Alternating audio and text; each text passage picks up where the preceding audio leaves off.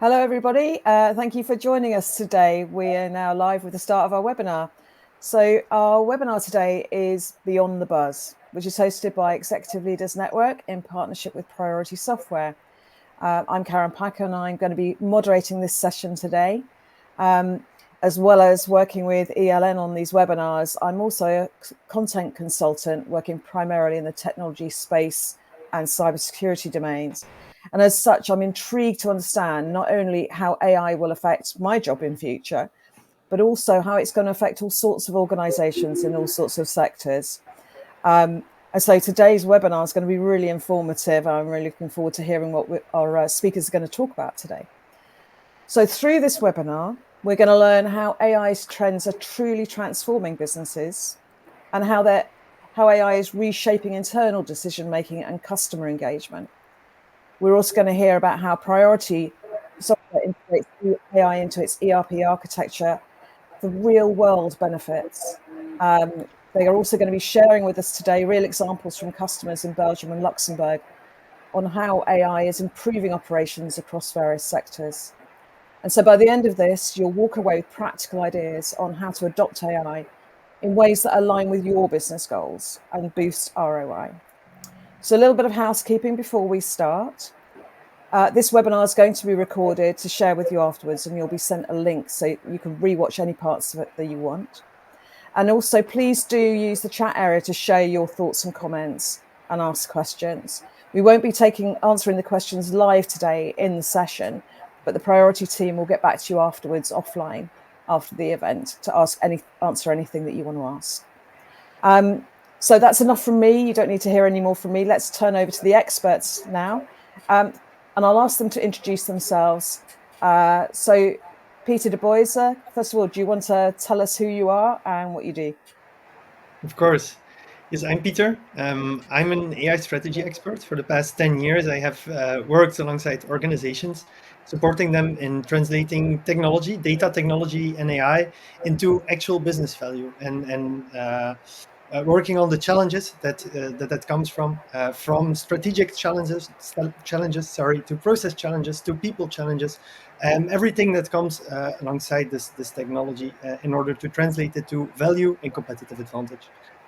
Okay, brilliant. It sounds like you're going to have a lot of good stuff to share with us in a minute. Next, AL Katz, do you want to introduce yourself? Sure. So I'm here at Priority now for like 3.5 years.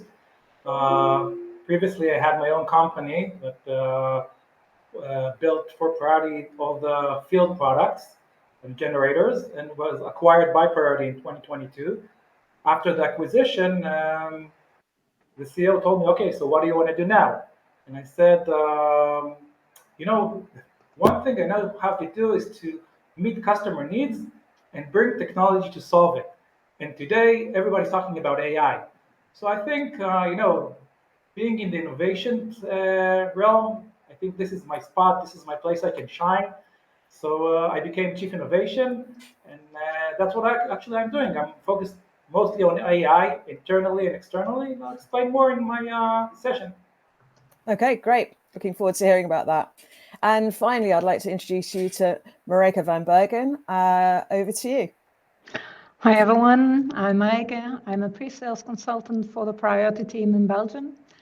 I've been working for the ERP software business for almost 20 years now. And about 5 years ago, I joined the Belgian Priority team, first as an ERP consultant implementing Priority for new customers. And at this moment, I'm doing the pre-sales consultant side. So I get a lot of feedback and questions from customer, especially concerning AI today. Okay, fantastic. Well, enough from me. I'm going to hand over, first of all, to Peter to speak to us, and he's going to dive into where we are today with AI in organizations and how we can translate current current investments and experiments into business value at scale. So, Peter, over to you. Thank you. So what I'm going to start from is a realistic image of what AI is today, and it's a quite nuanced image I want to paint. And I'm going to start very broad with some numbers that show us the current usage of AI. And these are numbers that are analyzed by the Melbourne University about the Belgian usage of AI. Don't ask me why we needed an Australian university to look at the Belgian country. However, the result there was that the current adoption of AI is quite high. If you look at the conscious use of AI of Belgians today, we are at 63% of people who use these kind of tools. And let's assume that these are typical tools like ChatGPT and others.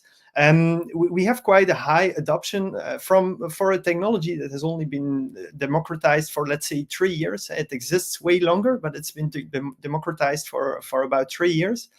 And so we have a high number there. Now, we need to zoom a little further in that to really understand what is behind. And I think on the right side of the slide, you already see that the usage of this technology is way more in personal contexts, let's say for studying, for studying or only just specifically the personal context. And the work context is the lowest number of all. So the first conclusion here is that currently in the work context, the adoption of AI is a bit lower than we might expect if we look at the personal context. Now, we need to understand a little bit what is behind these numbers, and the Harvard Business Review helped us a bit in that, and they mapped out the most common use cases of AI. And this again shows us a very similar image. It shows us that if we look at the top 3 use cases for AI, these are all situated in a personal sphere. So the number 1 use case for AI apparently is therapy and companionship. On the right side, you, by the way, see the comparison with the same research of last year. And it's only on the 4th place that we see a use case for AI that actually could deliver business value if we do it the right way. And so again, there we see something coming back. It is that AI currently is situated very much in personal context. Now, let's zoom in then on businesses, because obviously that's why we are here today and what we want to talk about. And there we see another number that says that about 25% today of Belgian companies use at least one AI application. Belgium is doing well there. Compared to other European countries, let's say the average there is 13.5%. So Belgium is doing quite well. In the Netherlands, we see also a higher number than the European average. I don't know exactly what it is, but it shows that already even in companies we are using this technology. But and now comes the most interesting thing. If we look at what that actually delivers today, then we see 2 very different images. And the first image there is that on a personal level in companies, we see that AI gives us about 25 minutes per day of time savings. This is a Danish research that has been performed on 25,000 people. So I think this is quite a good image of, on a personal level, what does this technology mean in the context of a company. Now, in the same research, there is a number that struck me a bit more, and it's not even a number; it's 0, and it says that this time advantage, these time savings, do not have a measurable effect on company level, and I want to add the word yet. So these personal gains we get from AI, currently we are struggling very much with translating that to business value. And this is only one research. There is another research that shows a very similar image. It's a research done by MIT, a smaller research only on 52 companies. And there, this has been discussed a lot on social media. The conclusion was that there is a lot of investment in AI. However, the return on investment is still lower than we expect. So we have something here. We have kind of a 2-span there. On the one hand, we have a technology that on a personal level gives us a lot, but on a company level is still not really delivering the return that we expect. So a first question we might have there is this a technology we should at all talk about then? If it doesn't deliver any value? Well, there we got some help from another research, and this research has mapped out the impact of AI on the current labor market in the US. And what we see there is that there actually is already a macroeconomic impact of AI on the labor market. What we see there is that since October 22, and for people who don't remember, October 22 was the time where we got ChatGPT, where ChatGPT launched. And since October 22, we have a change in the evolution of labor, of headcount over time in the US. What we see that mainly for younger people, the growth is stagnating, which means, if we translate it very freely, that it's more difficult since the upcoming of ChatGPT for younger people to find a job than it was before. So I think there we already see a first proof that yes, we should talk about this technology, and yes, on a company level, we should estimate what that means for us. But we should look at it on the long term rather than only on the short term. And that is the main reason why we are so blinded by these numbers of return on investment on the short term. It's that it's very typical. This is a law that has been there for several years already, several decennia already, and it says that we overestimate the impact that the technology will have on the short term. And these return on investment that are lower than expected, well, that has nothing to do with the technology. It has something to do with our expectations. It's that we overestimate the impact of a technology on the short term, but and this is the most important thing of all, we really underestimate what a technology can mean on the long term. And to estimate what that technology can mean on the long term, we should look at our organization first. We should look at how we integrate this technology in an organization. And I think integration there is the most important word of all. The first thing we need to do is we need to integrate this technology on a strategic level, define very clearly where we want to go, what we want to do, how can we actually deliver value, define that very clearly and integrate it in customer experience. Start from a vision there, start from where you want to get and integrate how the technology can deliver that value we expect. What we see most of the time is that people do it the opposite way. People want to do AI, and that's typically not the right way to do it, because that's how you end up with these low return on investment numbers. So start with a vision, start with the strategy. And then the second thing we need to do is take into account that this technology requires change. We need to guide people through this adoption cycle. We need to understand that it requires a change in how we work, how we do things, how we communicate with customers. And that's the second level that we need to focus on. And then there is a third level, and that's a set of attention points that we see that organizations need to focus on in order to realize this actual potential return on investment.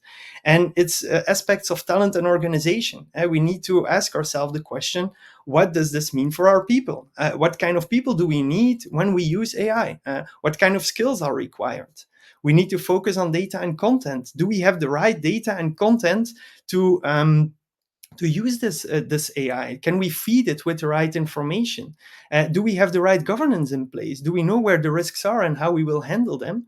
Did we integrate this technology in our processes? And fifth of all, do we integrate this technology, this AI, with the technology we already use, with our current ERP, with our current systems, and make sure that these two things, these several things in most cases, they can actually work together in order to deliver integrated value.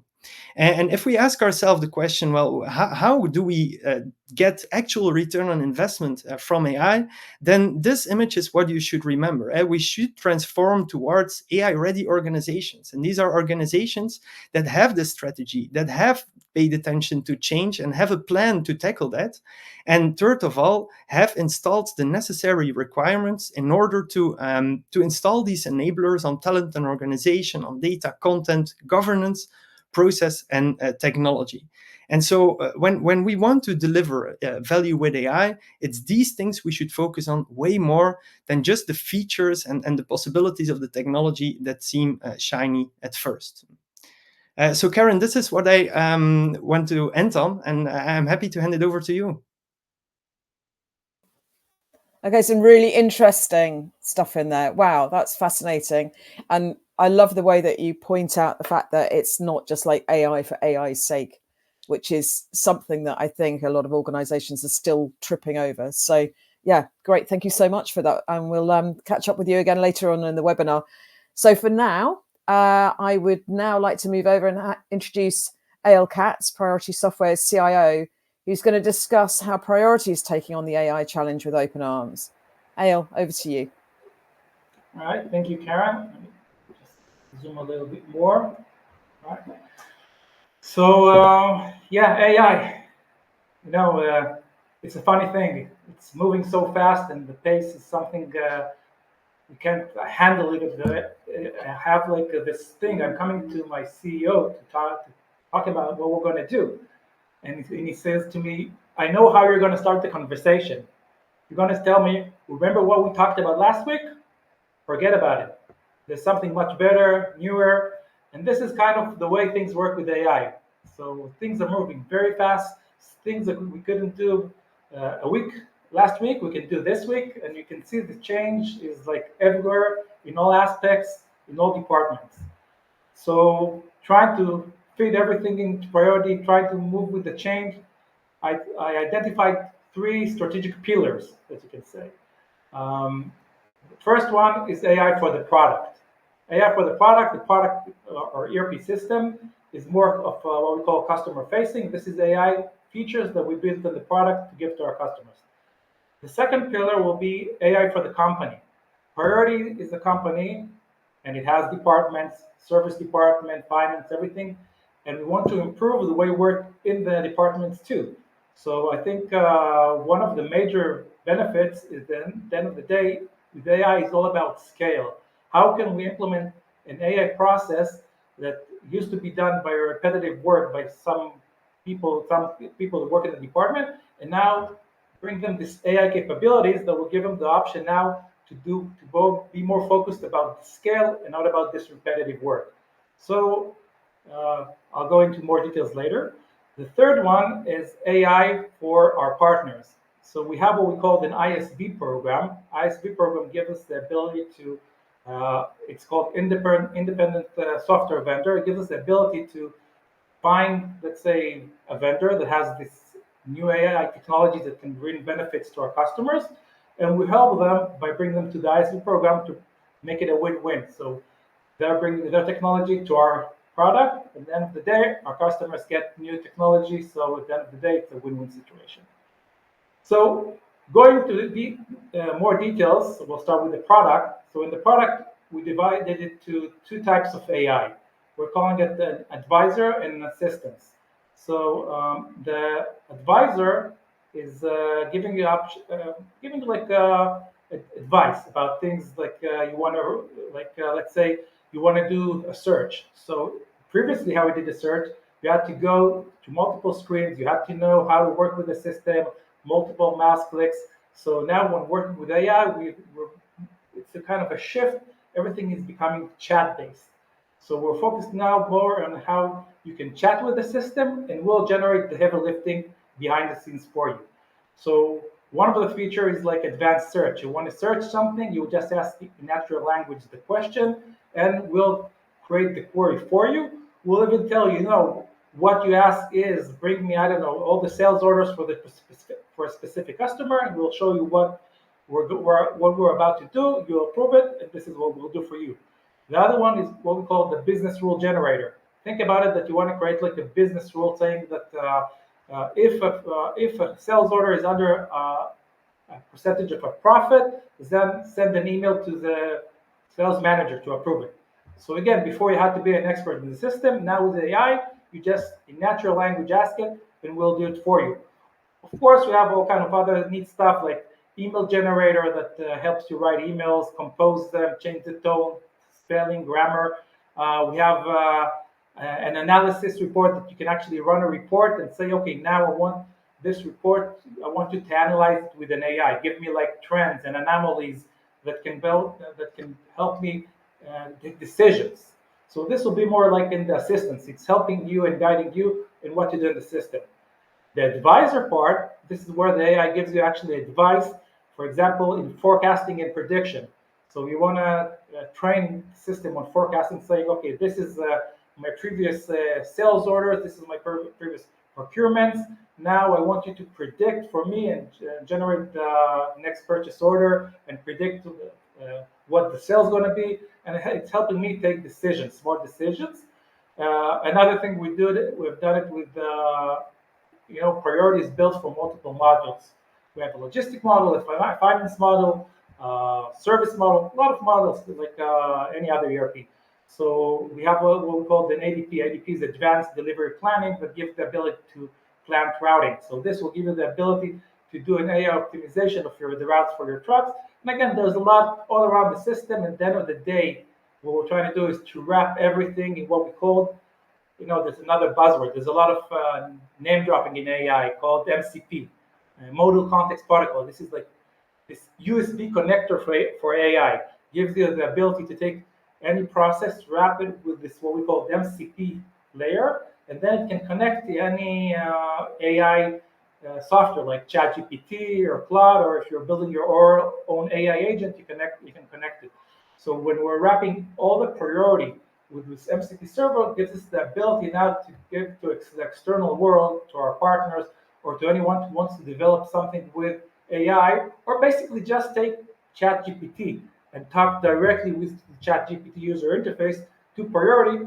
This could be achieved by this MCP wrapping that we wrapped about all these features in priority. And as I said, the world is moving towards chat-based, and not only chat-based in natural language typing, and chat-based in voice.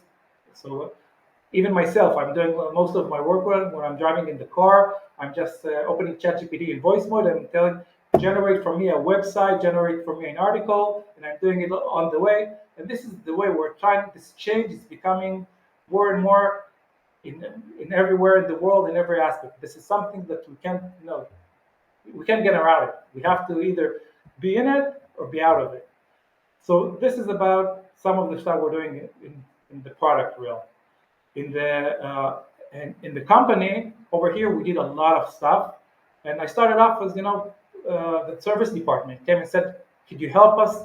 I don't know with service tickets. We have a load of service calls, and we don't have enough employees to educate a new employee takes a lot of time. How can you help us?" So this gave me the idea to start what we call the AI knowledge base. And this is kind of a mega project. It's like an octopus that has a lot of tentacles, that has a lot of small projects behind this mega project. So this AI knowledge base is actually taking all this data that you have, your domain-specific data of a company, and loading it to be like what we call AI ready. And this gives us the ability to ask any question in any domain and get a precise answer. It's not like you're getting a document or it's referring you to a specific document, you need to read the document. It will build a precise answer for your question. So in this, so we started off with this AI knowledge base that we get to the support. The next thing we did, that we said, okay, you know what? Now we have tickets that are coming in, and if it's like something easy, why not let the AI answer it? Make it work autonomous. So instead of someone needs to deal with it, even that I have a system now, the AI knowledge base that can help you write the answer, let's do it automatically. So this was the next phase. Another thing we did is something that we automatic closure of service calls. Think about it. You have hundreds of service calls coming in, and you see all the service calls. You don't know what to do. People see so many calls, they don't know what to do first. So what we did something. If we can read the service call and understand that this customer says, okay, there's a problem, we'll solve, close it. I don't need to see it in it open. The next thing we did is actually learn from certain service calls and start doing dispatching. Think about it now. I have a service call and I need someone with specific expertise, and given that let's say that the knowledge base didn't have the correct answer or didn't have any answer for it, then what we'll do, we'll actually find who is working today, who has a shift today, and has the relevant expertise to answer this ticket. So from this knowledge base, you can see there's a lot of clients that are using it. So we have from one side our internal service team. From the other side, we have our company portal, so the customer can actually log into the portal and open a service ticket. And now we have what we call a deflection system. What is a deflection system? It gives us the ability to first try to answer his problem with this AI knowledge base. So if we already solved this problem with the AI knowledge base, it's not going to be open. The ticket is not going to be open. So again, less pressure on the service team. So this deflection system took down a lot of the service calls just by giving the answer directly to the customer. And of course, another client that is using this knowledge base is WhatsApp. So we have customers that are using WhatsApp, and again, they can talk to the WhatsApp, get an answer, and close the deal. Another thing we can see with AI, I have this delivery team that came to me and said, okay, look, we have this project, we need to integrate this robotic warehouse to Priority. And we don't know how to do it. I mean, there are all kind of gateways, but they're very expensive. What can we do? And I said, let me help you.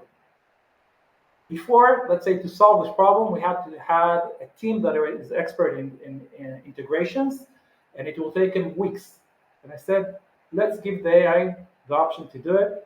And it took an hour. I'm telling you, 1 hour to generate this gateway that talks from one side to a robotic warehouse to the other side to Priority, creating a full documentation for this project that was built by AI. And to tell you the truth, it's already live and running, and it works perfectly with logging and everything. So think about the change and the efficiency that you gain when moving to AI. And now AI, we can see it more and more evolving in different departments, in finance, in HR, in sales, everywhere inside. So we're actually what we call walking the walk, talking the talk. We're using AI internally almost everywhere. In the product team to write specs, to write the help. Think about multilingual. You have, problems always. We have to write specs or help documents in multiple languages. Now we have AI. Before we had to have experts in multiple languages. Think about filming webinars or sales.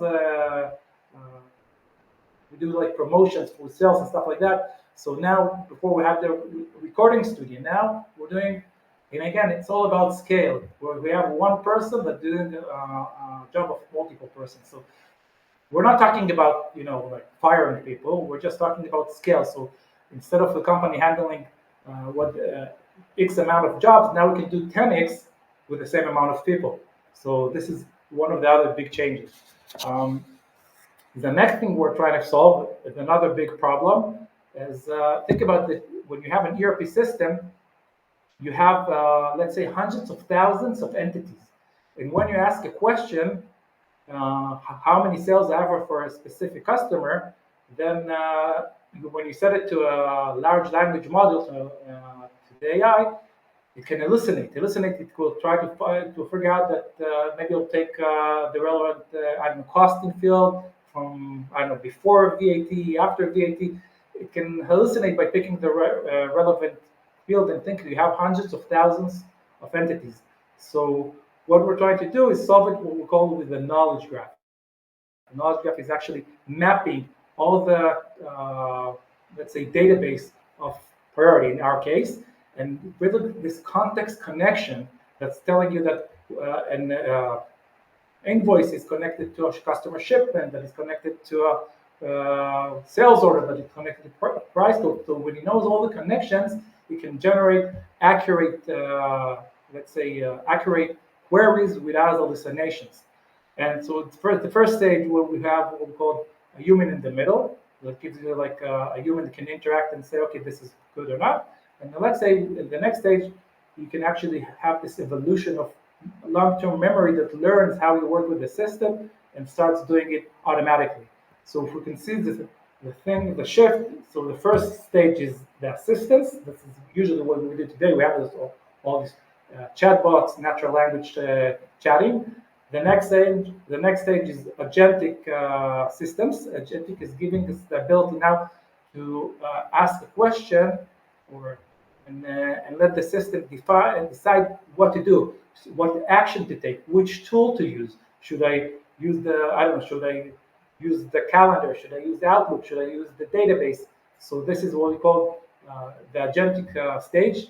And the next stage is the autonomous stage. So this is where we're heading. Autonomous is actually doing the work instead of us. So we have like a trigger of an email coming in, and we want this email to, it's like a request for a price quote. We had a customer that had this, he's doing, he has chemicals for, I don't know, for the, for airplanes and something like that. So there's like a tender. The moment there's an airplane on the ground, they're sending out a price quote. The first one that gives the quote wins this tender. So think about it. You have like this AI agent that is listening to this email response and automatically generates a price quote. So this gives us, this gives you like a huge benefit if you're looking at like the competitors that need to go through all these processes. Now we have AI that's doing this autonomously. So I won't go into any more details because it can be kind of overwhelming. But so if I'll try to summarize it, let's see if I have the summarization. Okay.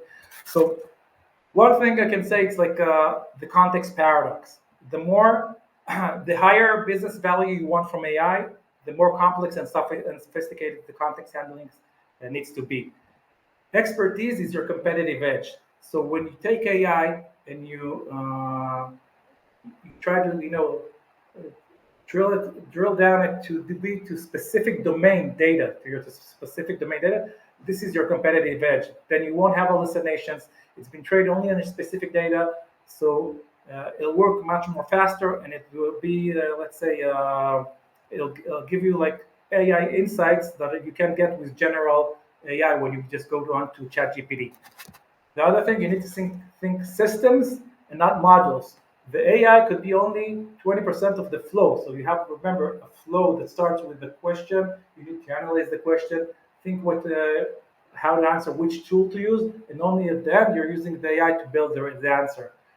Another thing that I learned is speed beats perfection. The moment you start with something, you have to have it. You have to start working with your clients immediately to get feedback. This is something that is very, let's say, very. I think I put it like the iterations with the user can jump and give you like this high benefit you won't see anywhere else. And another thing, be ambitious. Aim for the sky and try to solve problems that that haven't been solved yet. Because when you're doing just easy stuff, the low-hanging fruits, then at the end of the day, you're just another player. If you want to dominate the market, you have to go and do things that nobody has done yet, or maybe just a few. And another thing I learned is that the POC, the proof of concept, going from proof of concept to production is very, very complicated. It's much harder than you think. Think about it that I did this thing with a knowledge base that starts answering service calls for, let's say, for tickets, and I took 100 documents. I gave it to 10 users, and I said, "Wow, it's amazing." And the CEO said, "Okay, if this is so amazing, why do we need? You can do it with half of the team now." At the end of the day, when you need to go to production, now think about it that you have like 10,000 documents and 1,000 users and multiple use cases. It becomes much more complicated. So at the end of the day, remember, we're moving in AI at least from POC to production. It's a challenge, and it's something that we're working on every day. At the end of the day, we're bringing, we're trying to bring this AI revolution, or there's AI, let's say, transformation inside our company and to our customers. And I think, Karen, this is how I can sum it. So back to you. Okay, great. Some really interesting points in there. I could chat to you for ages about quite a lot of those. A couple of things that really stood out for me was when you were talking about it's not about using generic ChatGPT, but you really have to train on good data. But even when you've done that, you still need expertise. You can't just hand everything over to AI systems. And the other thing that was really cool about that as well was when you're describing what you're doing, it really matches what Peter was saying earlier about starting from a vision and a strategy, not just doing AI for the sake of it, as I mentioned before. So yeah, really interesting. Thank you, AL. And we'll come back to you. It has to bring value. At the end of the day, I'm contacting, engaging with our customers internally and outside, and I'm trying to solve problems, not just doing AI for the sake of AI. And this is, I think, this brings value at the end of the day. ROI, scale. It's all about, I think, at the end of the day, scale. This is the most important thing in AI. It gives you scale. Yeah, absolutely. Okay, well, we'll chat to you again later when we have our panel discussion. So now I'm going to hand over to Marika, who's going to elaborate more about what Priority Software is seeing locally in Belgium and Netherlands on these topics. Over to you, Marika. Okay, thank you, Karen. Well, when I'm talking to customers during demos, new prospects looking for a new ERP system, we see that customers are more and more looking for AI functionalities in their ERP systems, and it goes across multiple areas. One of the most requested area I get is the AI-driven user experience. Customers want AI to provide their users with more personalized recommendation based on their previous behavior, on their preferences in the systems.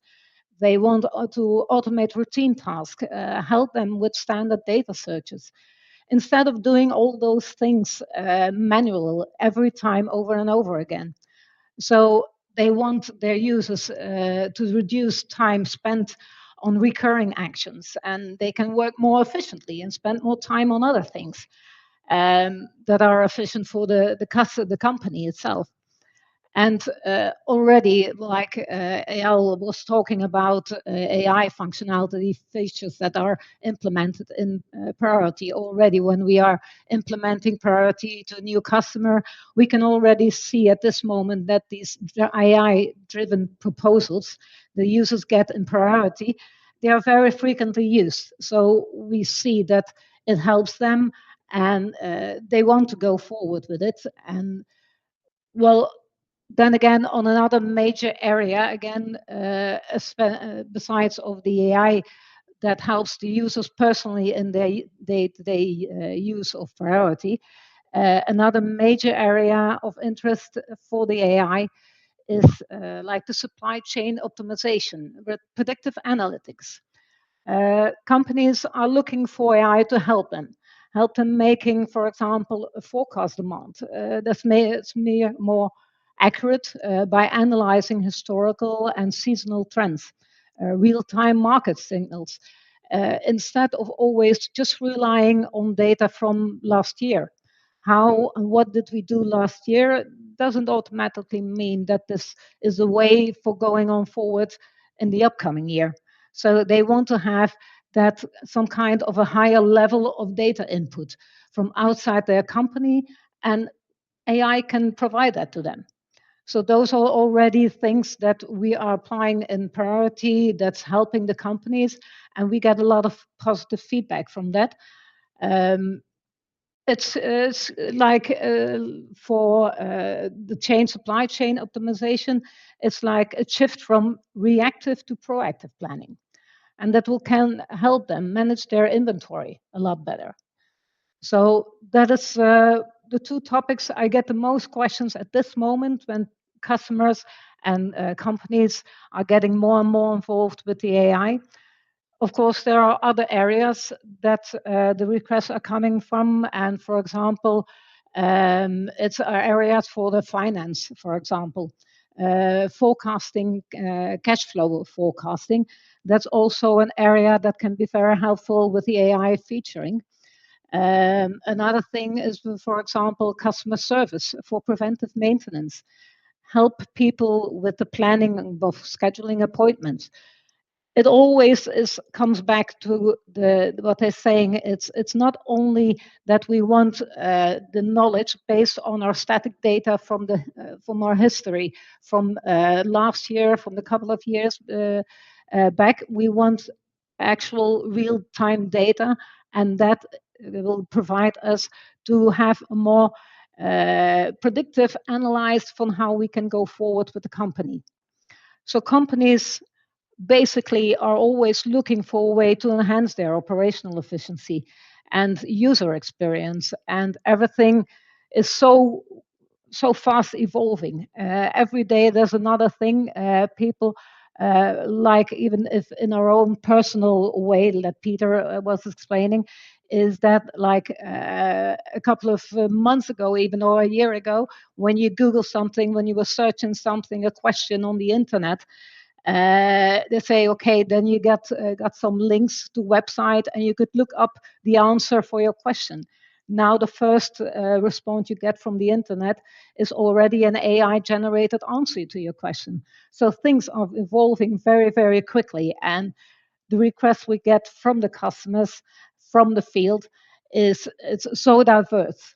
And like also Eyal was saying, we have to focus on what is going to bring the customer an actual profit working with AI in the system.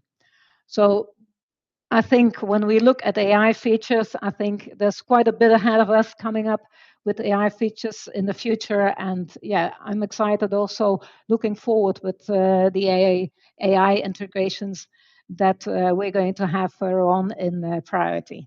So that's a little bit of feedback I have from the field. So thank you. Back to you, Karen. Great, thank you, Marika. The whole thing about enhancing efficiency, it's great to hear that people are also thinking of users and the user experience, and that it's not just about the efficiency for the organizations themselves, because at the end of it, people are the final people who get involved, whether they're working within organizations or they're using tools from companies. So the people you're speaking to are thinking about that is really good news. Yeah, it is. And you can see that they're really starting to use it. It's a profit them. Everyone sees it. And it's important that the user itself also sees it. Okay, this is something I can use in my day-to-day job. Okay, great. So I think we're going to bring everyone back, and we're going to have a bit of a panel discussion now. So I've got some questions that I'd like to ask to the panel. I know that somebody's been asking, Gillis, apologies if I've pronounced your name wrong. You've asked some questions of our panel as well, and Priority will get back to you after the event with some answers to those. But in the meantime, the first thing I'd like to ask you is about how you translate AI features into real ROI here. How do you get the real value out of this software and the applications that you've built? And I think I'd go to Peter first for that. Sure. I think that the first thing there is define ROI. And I think there, and I want to build upon what Marike already said. The mistake that most people make is that we only measure ROI with efficiency. And AI is not only about that. So it's first of all getting to know what we want to measure when we measure ROI. We actually see 4 areas there. The one could be efficiency. That's one. A second could be quality. We could increase quality of products and services with AI. A third one is the intelligence with which we work, access to information. One of the cases that Eyal also talked about, it's increasing the access to information that's already there. And the fourth one is what we call hyper-personalization. It's not only increasing quality, but increasing the personalization of products and services. So I think when we want to translate features and products and software to value, to ROI, first we need to define what that is, where we are aiming at, how we will measure the impact of the technology. That's for me a first step. And then the second step is define very clearly what we expect AI to do. And it needs to be very small. I think that's also something I like very much about what Eyal said. It's getting very clearly what you expect, what the outcome of the technology should be. And then it's mapping these two. And then you meet that there is a saying that we use a lot. The biggest issue with AI sits between your chair and the computer. It's the person who's going to work with this. And there, the next attention point is it's getting this solution you drafted and this ROI you're aiming at, getting people to deliver that with technology within the right process, within the right organizational setting. And these are these attention points that I pointed out with the AI ready organization. These are the attention points you should tackle one by one to translate technology to the ROI you actually want to get. So that's how I would look at that. Okay. Al, do you want to come in on that? I'm coming from the practical world, so I can speak what from the projects that we did internally. And I think for each feature, you have to build what we call success factors. And for each feature, it's a different success factors. For example, we have a website, and we transferred it from from a standard search when you search for documents to an AI-based search.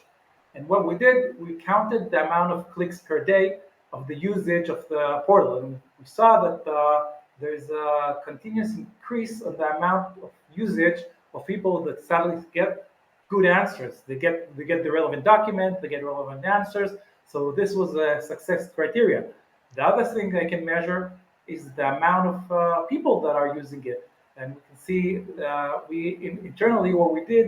We have like this generic chat-based user interface that can connect it to multiple modules. By the way, we're hosted on AWS. So everything that we're doing with AI is using models through AWS. So it's secure. It's not like general ChatGPT or general Cloud that everything is out in the open. Of course, they're saying it's not. At the end of the day, security is very important.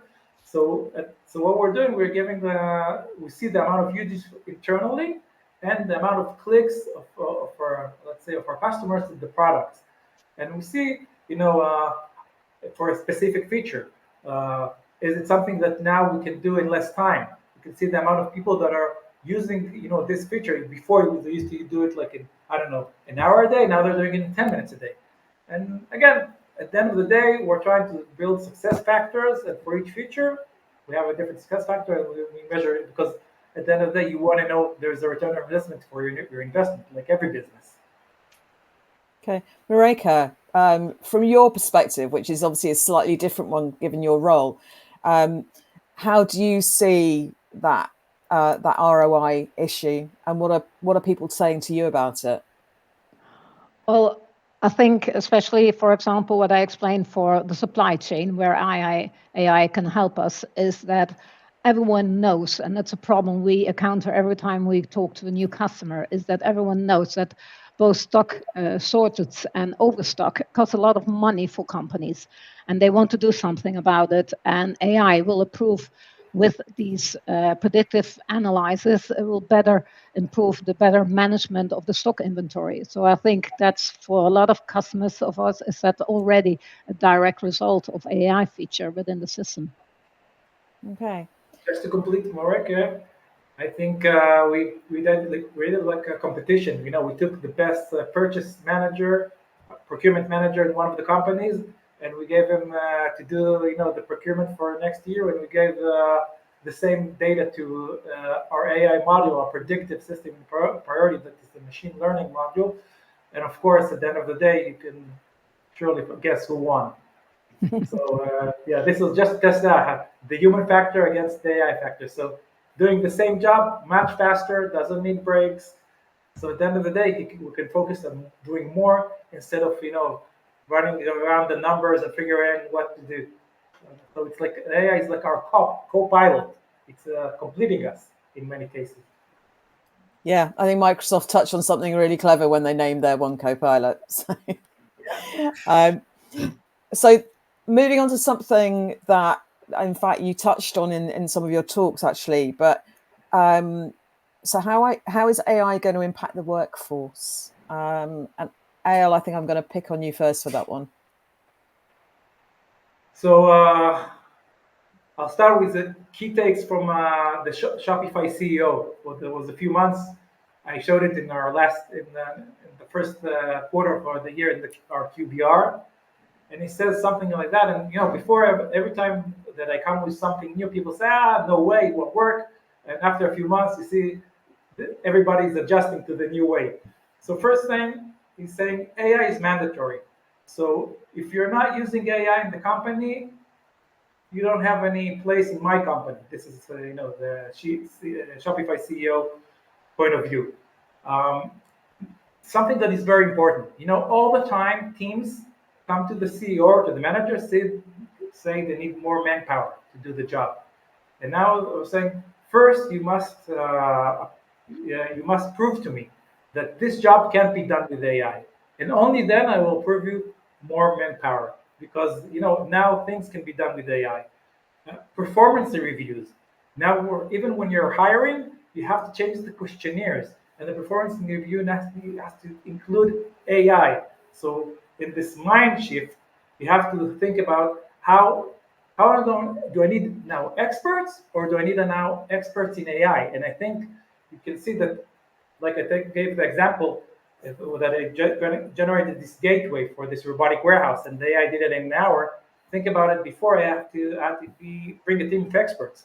So now I think you can see this mind shift that you have to understand everything is coming to be driven in some sort of way with AI, and you have to know AI. And I think another big problem that we're seeing now is the first stage. AI is replacing, let's say, the juniors, not the seniors. So think about it. A lot of people now that are finishing college and they're trying to find work. And now AI is doing all this heavy lifting, all this repetitive hard work. So I think there's going to be a problem with this new recruits with the AI personnel. So I don't know where we're heading, but it looks like there's going to be a lot of changes in the way we think, the way we hire, the way we observe and learn data. And of course, it's affecting the workforce. Yeah, interesting. I've got two children who have been entering the workforce over the last couple of years, and it's really interesting to see how they and their compatriots are kind of what they're facing, their experiences in getting into the workplace. I think they're both fortunate that they're in areas where their skill sets are not going to be replaced by AI, or are going to be complemented by AI rather than ruled out. But it's certainly, I can see it affecting the workforce, both there and across the other companies that I work with. Peter, how about you on this point? I think there are two things. The first impact on the workforce is I think, a bit obvious obligation. I don't like to use that word, but responsibility companies have to train people on AI itself, to understand the technology, and to make sure that when employees are using AI, they understand caveats, they understand limitation, they understand risks, in order to use it in a responsible way. I think that's one side of it. But then there is the other side, which I'm personally way more interested in, because it's a strategic exercise that every company has to do. It's when you look at it from a macro perspective, that you're going to introduce capabilities from a technology that you previously were taking from people, and so you introduce a new source of capabilities, and you have to give that the right place, and that's really a workforce drafting exercise. And we call it, it's an operating model that needs to be redesigned. And there are a lot of choices to make. And I think every company needs to make choices. It needs to set priorities and needs to understand which capabilities do I expect from this technology, and which capabilities do I choose perhaps to keep human. And that's basically where your competitive advantage will come from making a smart choice in there. And so this workforce impact, when we see it in reality, it's really a strategic choice on where to set priorities, to enhance capabilities from humans with technology there where it makes most sense in a business model, in the strategy of your company. And I think that's where there's an interesting point as well, is that because people perceive AI as making you more efficient and saving you time, there's a possibility that some organizations forget they need to take the time up front to do those kind of activities that you describe. So sort of take the time initially to save the time later. Exactly. Marika, do you see that kind of thing happening with the people you speak to? Well, I think in both ways. People, some of them are a little bit scared of what is going to do AI within the company and how it's going to affect me. On the other side, we can also see that sometimes users are already using AI without even without even realizing that they're using AI. It's also how you integrate AI functionality within the ERP system that will also make it very important for the users. Are they going to be scared about it, or are you going to embrace it and say, okay, this is going to help me take out the routine and the administrative task, not doing that all the time. So and I think when I look on how we have done it already in Priority, it's just so very easy to use. It's like AL says, well, just natural language, just say what you want and the system will do it for you. And it makes it easier. And that will not scare people off. They will embrace it, and I think they will go for it. Okay. And you just mentioned ERP. Does anybody want to add anything about where you see AI in ERP going in the coming months? Does anybody want to add anything around that before we finish? Well, yeah, I think, as I said, we're starting to move from this agentic systems, and now this. I talked about this MCP protocol that gives this connection to everything. So you're going to see now this composable ERP concept that you're going to have this ERP that can be connected to your to booking and to calendars and to all kind of services and everything. You don't need. There's not this hassle of connecting through APIs. So everything is going to be connected. Things are going to become autonomous. So we're going to move to this autonomous stage where things that we used to do are being done for us, and we're both focused on work. So I think the change is going to be the people are going to be more, let's say, as I said, I talked about scale. I think the next phase is people are going to be more focused on, on maybe evolving the company, re-engineering the company, bringing new stuff, because they're not going to be dealing with the daily, the daily hassles. They're going to be more focused on innovation. Okay, let's talk about innovation. Okay, great. Marika, do you want to add anything else about the ERP side? Well, I think if I look back and not even so long ago, I'm not talking about years ago, but even months ago, when we went to customers were asking us if we had any AI integrations in Priority. And nowadays, the question is not if we have something, but they ask it, what kind of an AI integration do you have in Priority that I can help them? So AI is everywhere, and it's going very, very fast. And also the whole business ERP solutions, they're going very fast. So I think for the next month and years to come, also in Priority, AI will be more and more integrated. Okay, great. So I'm keeping an eye on the time here, and we're nearly coming to a close. A challenge for each of you speakers, 30 seconds, 1 point that you want as a takeaway for our audience today. Peter, I'm going to come to you first. I think if I would say 1 point in 30 seconds, it start from defining the problem you want to solve, not from the technology itself. So make sure we solve a problem and not just use AI for AI. Okay, great. Thank you. Ael, 1 point from you. I think learn how to learn to use AI. There's a lot of new features. There's like a notebook LM that gives us the ability. And if you start using it smartly, like I'm doing it on the way to work, I'm doing actually I'm doing some of my tasks just by using AI in the car. It's that simple. Start using AI. Don't be afraid of it. And I think jumping into the water, I think this is the way to go. So everybody, start from simple tasks. Use AI in the car and see how it goes. Okay, fabulous. Marika, one more thing from you.